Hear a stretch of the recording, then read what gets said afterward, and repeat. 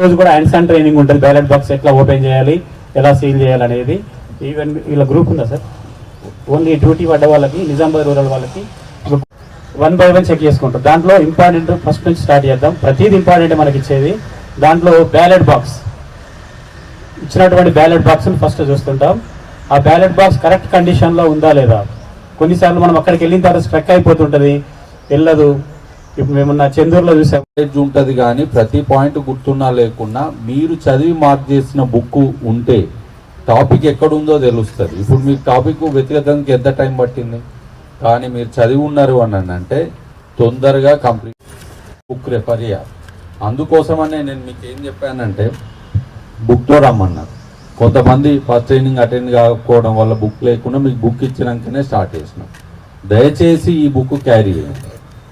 So ఇప్పుడు మీకు ఏదైతే బ్రీఫ్ చేసినామో ఆ బ్రీఫింగ్ బుక్ని ఫాస్ట్గా చదివేందుకు ఉపయోగపడుతుందే కానీ బ్రీఫింగ్ కారణంగా మీరు వెళ్ళి ఎలక్షన్ చేయలేరు.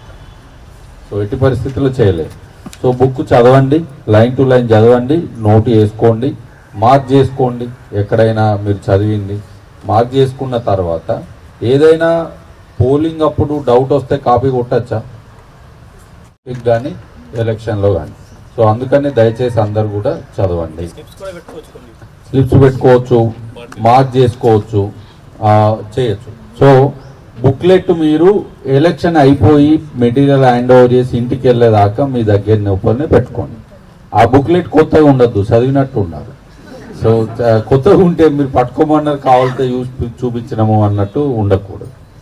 సో అది ఫస్ట్ కండిషన్. సో చదవండి, మెయిన్ పాయింట్స్ మార్క్ చేసుకోండి. ప్రతి చిన్న పాయింట్ పోలింగ్ పార్టీతో కలిసి అవగాహన పెంచుకోవాలి, టీం ఫార్మేషన్ చేయాలనేది మీరు మార్క్ చేసుకోవాల్సిన అవసరం లేదు.